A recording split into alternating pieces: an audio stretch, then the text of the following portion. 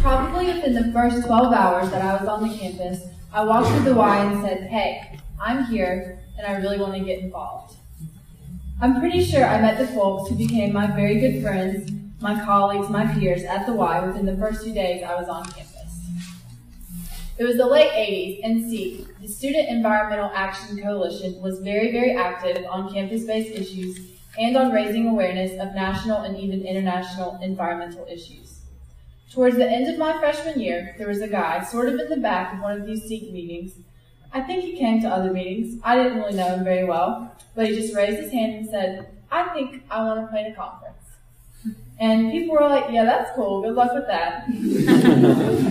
But over the course of the summer, he lived in Chapel Hill. He wrote some grants. He wrote all kinds of letters to all kinds of people saying, "We're having a conference in October, and we want you to speak." So suddenly, he had this incredible plan for a conference 2 months later, with all kinds of big-name people coming, but none of the logistics had been thought of whatsoever, like zero. But it came together, and we had 1,500 students come to the conference. David Brower, who had been a longtime head of the Sierra Club, spoke, and the Indigo Girls played. It was profound. It was just so inspiring. It fueled the determination to create National SEAC and to create a structure that allowed students on lots of different campuses to become a part of shaping the agendas and helping with lots of different strategies.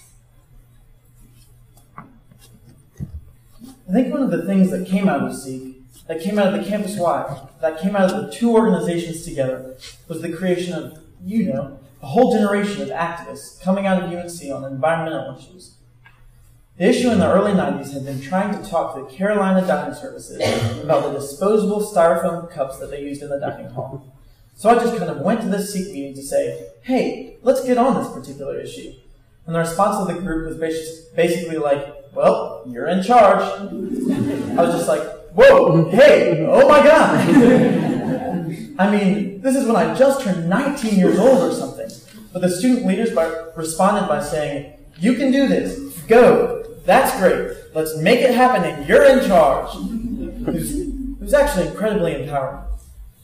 UNC had not allocated any resources towards solid waste reduction or recycling at all, but probably spent millions of dollars a year on disposing of solid waste.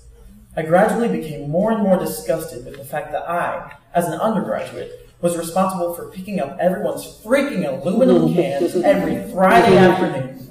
It made no sense. It led up to the point where I came and looked at that recycling bin waiting for me to empty it, and I sealed it up and wrote to Paul Hardin, and took it up to his office in South Building, and I set it right up onto his desk with a note explaining my view of the world and what kind of priority that he was making with dealing with these issues.